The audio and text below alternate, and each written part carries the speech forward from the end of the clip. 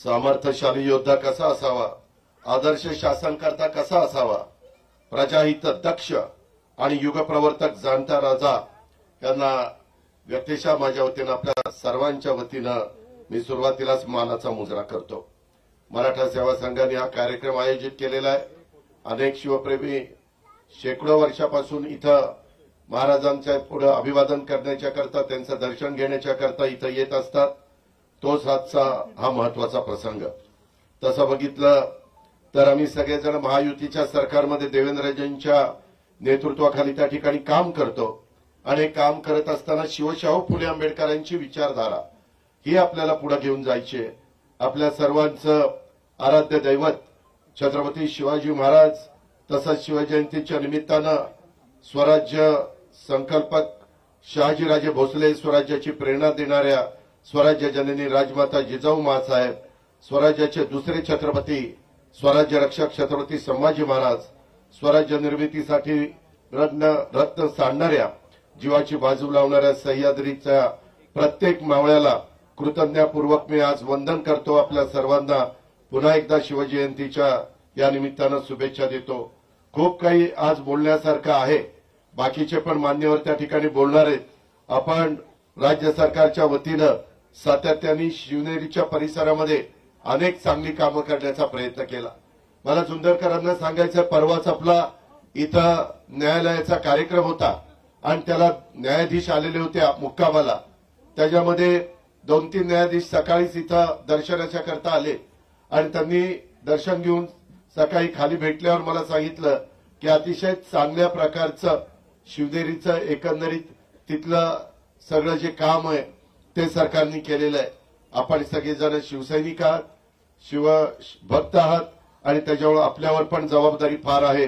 पुढे वर्षानुवर्ष जिथं महाराजांचा जन्म झाला असे सगळे किल्ले, राजगड असेल, प्रतापगड असेल, तिथं सिंहगड असेल, अनेक पुरंदर असेल, अशा अनेक किल्ल्यांच्या मध्ये आपण सगळ्यांनी लक्ष घातलेलं आहे।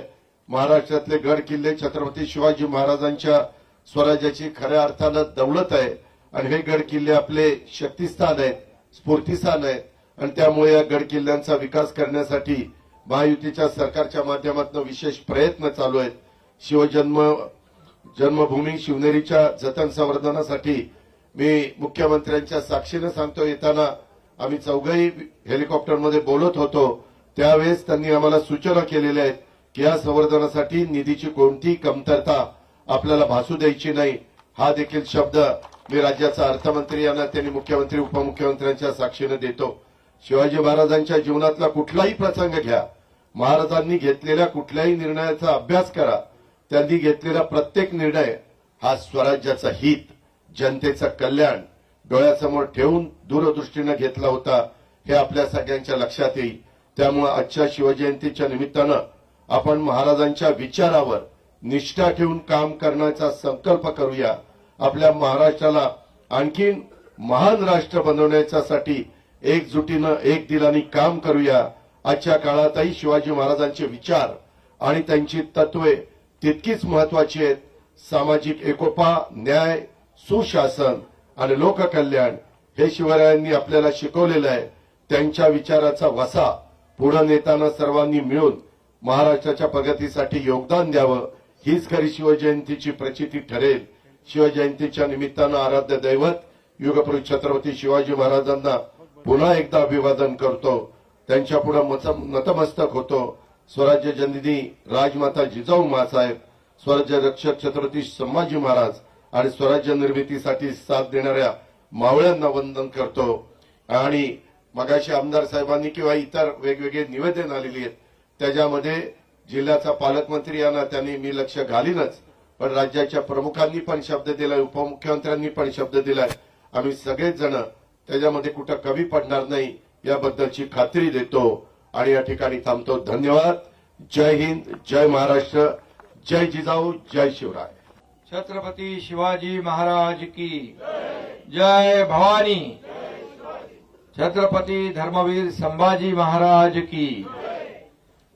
सर्वप्रथम राजमाता जिजाऊंना मानाचा मुजरा करतो आणि आजच्या या शिवजयंती उत्सवाला उपस्थित आपले लोकप्रिय मुख्यमंत्री देवेंद्र फडणवीसजी, आपले उपमुख्यमंत्री अजितदादा पवारजी, आपले मंत्री सांस्कृतिक विभाग आशिष शेलार, आपला आमदार शरददादा सोनवणे, अतुल बेनके, आशाताई बुचके, व्यासपीठावरील सर्व सन्माननीय मान्यवर आणि सर्व उपस्थित शिवप्रेमी बंधू भगिनी, लाडक्या बहिणी, लाडके भाऊ, सर्वांनाच खूप खूप शुभेच्छा.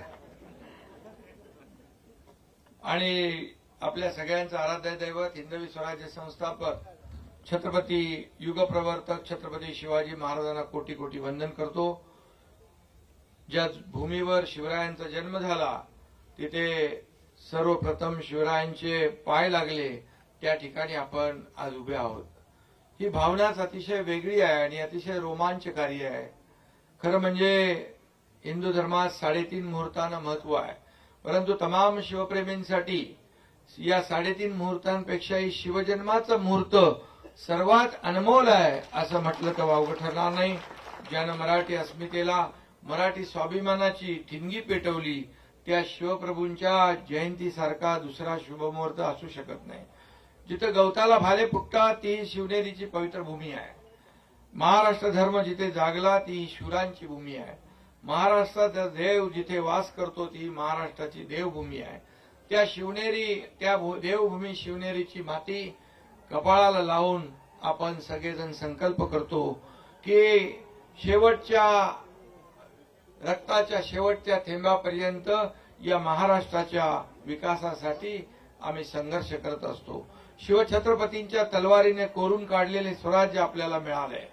या महाराष्ट्रात शिवरायांना अभिप्रेत असलेले स्वराज्य निर्माण व्हावं यासाठी आमचं महायुती सरकार कटिबद्ध आहे. आमचे सर्व सहकारी, आमची सर्व टीम आजवर कल्याणकारी राज्यासाठी प्रयत्न केले आणि यापुढेही प्रयत्न करत राहतील असा विश्वास या ठिकाणी व्यक्त करतो. शिवाजी महाराजांच्या या गडकिल्ल्यावर जेव्हा जेव्हा आम्ही कधी येतो तेव्हा तेव्हा एक वेगळी ऊर्जा मिळते, प्रेरणा मिळते. शिवरायांचे किल्ले फक्त आपल्याला पाहायला आवडत नाहीत, आवडतात असं नाही, तर ते शिवरायांचा आणि मावळ्यांचा पराक्रमाचे साक्षीदार आहेत. देशात आणि विदेशातही या गडकोट किल्ल्यांची लोकप्रियता आहे. छत्रपतींचा जन्म झाला तो हा शिवनेरी, स्वराज्याची राजधानी रायगड, अनेक गडकिल्ले हे आपले प्रेरणास्थान आहे. हे किल्ले दगडमातीचे असले तरी त्यांच्यात शिवरायांनी आणि त्यांच्या हजारो मावळ्यांनी प्राण फुंकले आहेत. हे गडकिल्ले एक इंजिनिअरिंग मार्वल आहे. बघा, इथे किल्ल्यावर पाणी इतक्या उंचावर, जसे आपण पाहतो समुद्राच्या पाण्याने वेढलेल्या भागात शिवरायांनी जलदुर्ग बांधले आणि त्या जलदुर्गावर गोड्या पाण्याच्या विहिरी कशा आल्या असतील, ते काय आर्किटेक्चर असेल, काय इंजिनिअरिंग असेल, ते खरं म्हणजे छत्रपती शिवाजी महाराज हे असामान्य व्यक्तिमत्व, महापुरुष होते. आणि म्हणूनच आपल्या महाराष्ट्रातल्या 11 किल्ल्यांचा प्रस्ताव युनेस्कोकडे गेला वर्ल्ड हेरिटेजसाठी. त्यात आपला शिवनेरी किल्ला सुद्धा आहे, हे देखील आपलं भाग्य आहे.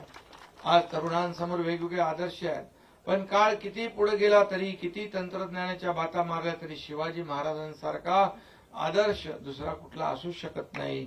आणि म्हणून यशवंत, कीर्तिवंत, सामर्थ्यवंत असा आमचा जाणता राजा आहे. आपली महान संस्कृती आणि इतिहासाचा आपल्याला अभिमान आहे. त्यासाठी आम्ही गडकोट किल्ले, जुनी मंदिरे जतन आणि संवर्धन सुरू केले. आणि म्हणून त्या ठिकाणी येणाऱ्या शिवभक्तांना, पर्यटकांना सुविधा मिळाल्या पाहिजे यासाठी पर्यटनाला देखील उद्योगाचा दर्जा दिलाय. या ठिकाणी आशिष शेलार आहेत आणि आशिष शेलार आहेत. मी कालच उद्योग मंत्री आणि पर्यटन मंत्र्यांना सांगितलं की आपली एक टीम तयार करा आणि एक गडकोट किल्ल्याचं सर्किट तयार करा आणि सर्व सुविधा त्या ठिकाणी द्या. आणि म्हणून मुख्यमंत्री महोदय देखील त्या बाबतीत बोलतील. आणि म्हणून छत्रपती शिवाजी महाराजांनी 18 पकड जातीचे आणि धर्माचे लोक एकत्र आणले. त्यांनी स्वराज्यात त्यांना वेगवेगळी जबाबदारी दिली आणि आमच्या महायुती सरकारने देखील शिवरायांचा सर्वसमावेशक राज्य कारभाराचा विचार समोर ठेवून कारभार केला. 2.5 वर्षाचा कारभारही आपण पाहिला.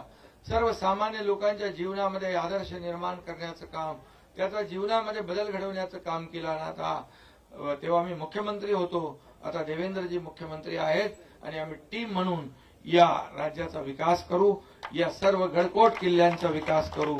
शिवरायांची राजनीती, न्यायनिवाडा, परराष्ट्र धोरण, आरमार उभारणी, युद्धनीती याची माहिती देणारी आज्ञापत्रे आपल्याकडे आहेत. आणि म्हणून स्वराज्याची निर्मिती करताना राजांनी पर्यावरणाचं रक्षण देखील केलं. आपल्या नौदलाच्या ध्वजावर सुद्धा शिवरायांची प्रतीका आहेत. शिवरायांची आरमारी ताकद ही नौदलासाठी प्रेरणादायी आहे. आणि काही दिवसापूर्वी आदरणीय प्रधानमंत्री महोदयांनी मुंबईत 3 युद्धनौकांचं राष्ट्रार्पण केलं. त्यावेळी प्रधानमंत्री महोदयांनी शिवरायांच्या आरमाराचा अभिमानाने उल्लेख केला. ही देखील आपल्यासाठी फार अभिमानाची गोष्ट आहे. आणि म्हणून मी आपल्याला एवढंच सांगतो, ब्रिटनहून देखील आपण वाघनखं आणली. त्याचं प्रदर्शन महाराष्ट्रात होत आहे. ही वाघनखं बघण्यासाठी विशेषतः लोकांची, विद्यार्थ्यांची गर्दी होती आहे.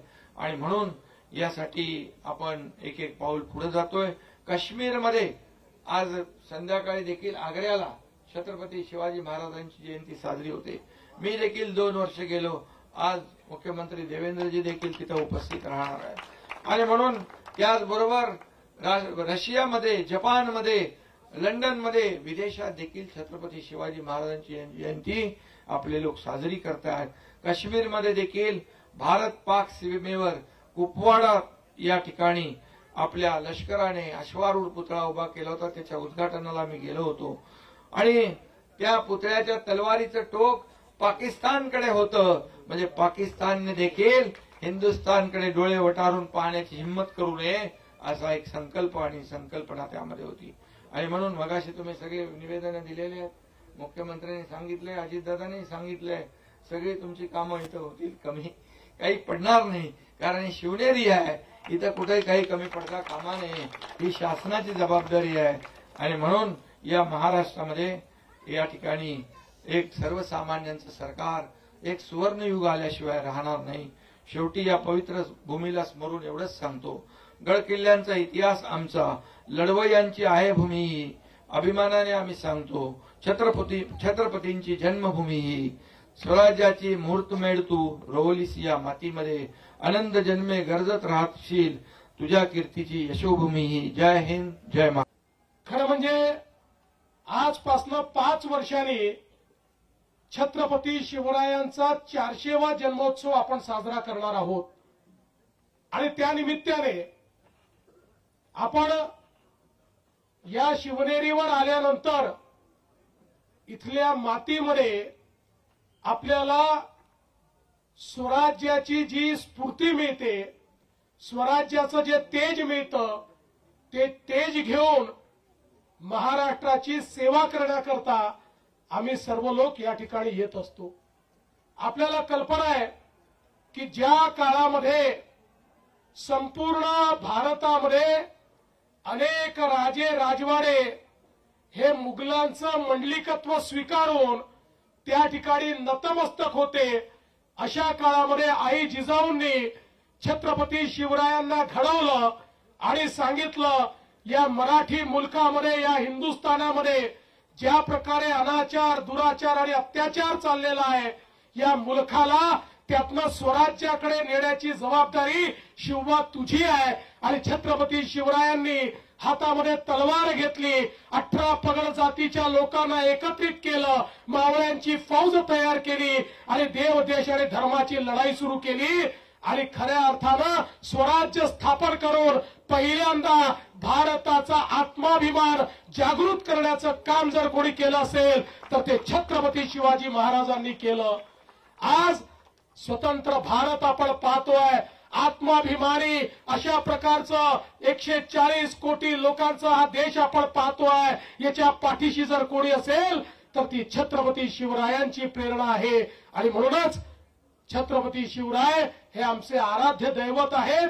आणि त्यांनी राज्य कारभार कसा चालवायचा याची जी मानकं सांगितलेली आहेत, आपल्याला कल्पना आहे, ते केवळ योद्धे नव्हते तर ते उत्तम प्रशासक होते. पर्यावरण असेल, जलसंवर्धन असेल, जंगल संवर्धन असेल, या ठिकाणी वेगवेगळ्या प्रकारचं व्यवस्थापन असेल, या सगळ्या व्यवस्थापन शास्त्राचे गुरु हे छत्रपती शिवराय होते. आणि म्हणून ते आदर्श राजा होते. आणि म्हणून त्यांना जाणता राजा आपण म्हणतो, त्यांना श्रीमंत योगी म्हणतो. कारण या छत्रपती शिवरायांनी, आपल्या राजांनी स्वतः करता काहीच केलं नाही, आपलं संपूर्ण आयुष्य हे रयतेच्या कामी लावलं. आणि म्हणूनच खऱ्या अर्थानं या श्रीमंत योगी अशा आमच्या राजाची आठवण आपण ठेवतो. आज या निमित्ताने मी जास्त बोलणार नाही, पण एवढंच सांगतो की छत्रपती शिवरायांचे किल्ले हे आमच्याकरता कुठल्याही मंदिरापेक्षा मोठे आहेत आणि म्हणून या किल्ल्यांचं संवर्धन झालं पाहिजे. या दृष्टीनं सातत्याने आपण काम करतोय. त्यातल्या अडचणी आपण दूर करतोय. स्वराज्याची राजधानी रायगड या ठिकाणी अनेक कामं आपण सुरू केलेली आहेत. शिवनेरीचं रूप आपण पाहतोय. याच्यामधल्या अडचणी आपण दूर करतोय. मला सांगताना आनंद वाटतो, आता आपण एक टास्क फोर्स तयार केलाय आणि शिवाजी महाराजांच्या किल्ल्यावरची सगळी अतिक्रमणं काढून टाकण्याचा निर्णय आपण घेतलेला आहे. काही झालं तरी अतिक्रमणं त्या ठिकाणी राहणार नाही. यासोबत ज्याचा उल्लेख माननीय शिंदे साहेबांनी केला, देशाचे प्रधानमंत्री माननीय नरेंद्र मोदीजी यांनी युनेस्कोची एक कॉम्पिटिशन होते, त्या कॉम्पिटिशनच्या माध्यमातून ते जगातले वारसा स्थळ हे त्या ठिकाणी नेमतात, ज्याला जागतिक वारसा म्हटलं जातं. अशा कॉम्पिटिशनमध्ये भारताच्या वतीनं माननीय मोदीजींनी छत्रपती शिवाजी महाराजांचे 12 किल्ले हे त्या ठिकाणी नॉमिनेट केलेले आहेत. आणि आता आमचे सांस्कृतिक मंत्री आशिष शेलारजींच्या नेतृत्वात पुढच्या आठवड्यामध्ये युनेस्कोच्या संपूर्ण टीम समोर जगातले वेगवेगळे देश प्रेझेंटेशन करणार आहेत. ते भारताचं प्रेझेंटेशन म्हणजे छत्रपती शिवरायांचे किल्ले हे कसे स्थापत्य शास्त्राचा उत्तम नमुना आहे, हे कसे जलसंवर्धनाचा उत्तम नमुना आहे, हे कसे पर्यावरण संवर्धनाचा उत्तम नमुना आहे, या संदर्भातलं सगळं प्रेझेंटेशन हे त्या ठिकाणी आशिषजींच्या नेतृत्वात पॅरिसमध्ये त्यांच्या महासभेपुढे त्या ठिकाणी सादर होणार आहे. आणि मला विश्वास आहे की छत्रपती शिवरायांचे हे किल्ले जागतिक वारसा बनतील आणि जगातले लोक हे किल्ले पाहण्याकरता या ठिकाणी येतील. या निमित्ताने मी शरददादा तुम्हाला आणि सर्वांना सांगू इच्छितो की जे मुद्दे तुम्ही मांडलेले आहेत ते महत्वाचे आहेत. दाऱ्या घाटापासनं तर या शिवनेरी परिसराच्या विकासापर्यंत ही सर्व ज्या आपण मागण्या केलेल्या आहेत, आम्ही तिघही या ठिकाणी आहोत. आम्ही तिघही या ठिकाणी शासक नाही आहोत, आम्ही छत्रपतींचे मावळे आहोत, आम्ही सेवक आहोत. त्यामुळे छत्रपतीचे सेवक हे या ठिकाणी आपण मांडलेले मुद्दे पूर्ण झाले पाहिजेत, याकरता आम्ही कार्यरत राहू हा विश्वास व्यक्त करतो. पुन्हा एकदा चारही पुरस्कर्त्यांचं मनापासून स्वागत करतो, अभिनंदन करतो आणि संपूर्ण जगातील शिवप्रेमींना छत्रपती शिवरायांच्या जयंतीच्या शुभेच्छा देऊन माझं बोलणं संपवतो.